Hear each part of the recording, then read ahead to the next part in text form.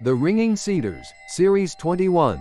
Anastasia, Book 1, Vladimir Megar. The one who helps and raises your child. Asking Anastasia a question about how a piece of land with plantations can contribute to raising children. I expected to hear from her an answer like that. That children need love for nature. I was wrong though. Nature, the mind of the universe, made it so that every new man is born as a master, an emperor. He is like an angel, pure and sinless. Even a little discovered topic receives a huge influx of information from the universe. The abilities of each newborn give him the possibility to become the wisest being in the universe, like God. The time for which he realizes the meaning of human existence is a segment of only 9 earthly years. And everything he needs for that already exists. Parents should not distort the real, natural structure and separate the child from the most perfect creations in the universe. But the world of technocracy does not allow parents to do that. What does a baby see when it consciously observes for the first time? She sees the ceiling, the edge of the crib, the cloths, the walls, the signs and values of the artificial world, created by technocratic society. And in that world there is a mother, her breasts. Therefore, she must necessarily think so. Her parents offer her with a smile, like a jewel, all kinds of rattling and squeaking objects, toys. Why? It will take her a long time to figure out why they rattle and squeak. The baby will try to understand this consciously and subconsciously.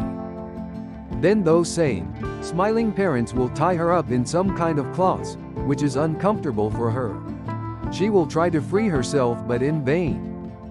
And the only way to protest is to scream. A scream of protest, a plea for help, a scream of anger. From that moment, the angel and the master become a pauper, a slave begging for alms. The child is handed, one after the other, the characteristics of the artificial world, as a blessing, a new toy, new clothes. And that is precisely how they make it known that these subjects are the most important in that world. Although he is still small, he is already the most perfect being in the universe, and so they spontaneously treat him as an imperfect being, and even in those institutions where, as you think, he is educated, he is told the same about the values of the artificial world. It is only around the age of 9 that they casually mention that there is nature and, as an addition to something else, important, while thinking of what is not created by nature. And most people fail to realize the truth until the end of their lives. It would be a simple question. What is the meaning of life? So it remains unresolved. And the meaning of life, is in truth, joy and love. A 9-year-old child who has been raised in the natural world understands the universe more clearly than the scientific institutions in your world and than many recognized scientists in your society. Enough, Anastasia. You must be thinking of knowing nature if it will lead the same life as you. I can agree with you there. But modern man is forced to live precisely in our world of technocracy. There are other sciences such as mathematics, physics, chemistry, simple knowledge of life, its social phenomena. All these are for the one who has once realized the meaning of the universe of trifles. If he wants it, if he thinks that he should stand out in some field of science, then he will easily overtake everyone else. The man of the world of technocracy has not invented anything like that which does not exist in nature. Moreover, perfect mechanisms not created by nature are just a sad image of what already exists in nature. Well, so be it. You promised to tell how a child can be raised in our conditions, how his abilities can be developed. Just talk about it comprehensively, show concrete examples. I have already shaped such situations and tried to whisper to a family. These parents managed to get an unusually clean, capable child. It could bring benefits to those living on Earth, but the parents arrive with the 3-year-old child on their piece of land in the summer house in the countryside and bring his beloved toys with them. Artificial toys, which disturb the real priorities in the universe. Oh, if only they wouldn't do that. That child can have fun and attract others with more interesting things than senseless and, moreover, harmful contact with objects, which are not created naturally. If you are planting, ask him to hold the seeds for you, prepared for planting, or to dig up the flower bed, or to just put the seed in the prepared hole. At the same time, tell him about what you are doing. For example, it is possible like this. We will put the seed in the ground and sprinkle it with soil. When the sun shines and warms the ground, the seed will warm up and it will start to grow. It will want to look at the sun, and an immature sapling will be seen from the ground. This is what it looks like. If the sapling likes it, it will grow bigger and bigger and will be able to grow into a tree, or something smaller, into a flower.